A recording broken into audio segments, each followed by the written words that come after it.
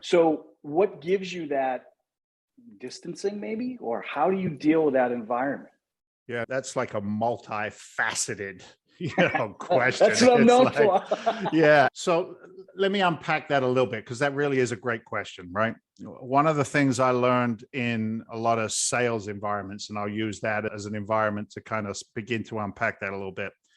One of the things to bring a potential client along with me is to use what they call a Dickensian method, right? And Dickens was famous for writing in past and future tense.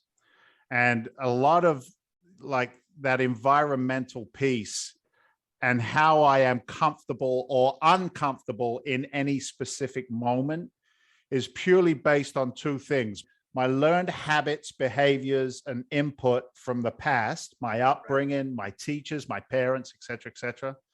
And then who do I want to be? How do I see myself in 1 year, 3 year, 5 years? Like we all know around the goal setting and how important that is.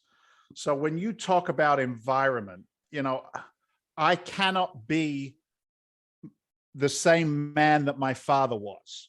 And this is not a diss to my dad. I love my father, but Right. my father was a blue collar, working class Tyler from the East End of London, mate. You know what I mean? And on Sunday, you go down a rubber dub dub, you get as many beers down here as you can. You go home, you eat your roast beef dinner, you take a little rockabye and a little nap in the afternoon. You get up, you go to work again Monday morning, and you do the best you can with what God gave you. Right? That was my London cultural upbringing. That Sure. was an Yeah. environment. But then I come to America, and America is a different environment. It's a different way of thinking. It's a different way of implementing. And to be very honest with you, incredibly uncomfortable to go from one country to another and to Sure. learn. Yeah. Here's the word, right? It's assimilation. How do I assimilate and relate right size to the people around me in business, in personal relationships, as a father, as a son, as an entrepreneur, as a business owner? So, I'm going to be really honest with you guys. It's not easy. If anybody tells you it's easy, run away from them. Run, Forrest, run. Pull a Forrest Gump on them and get the hell out of there. Because I think I've taught a lot of people real estate. I've taught a lot around business development.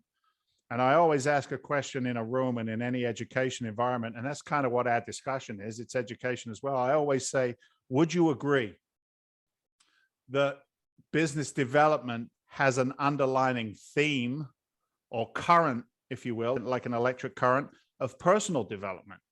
Can we all agree that if we can develop personally and really lean in and grow our own environments, that we can be better business people?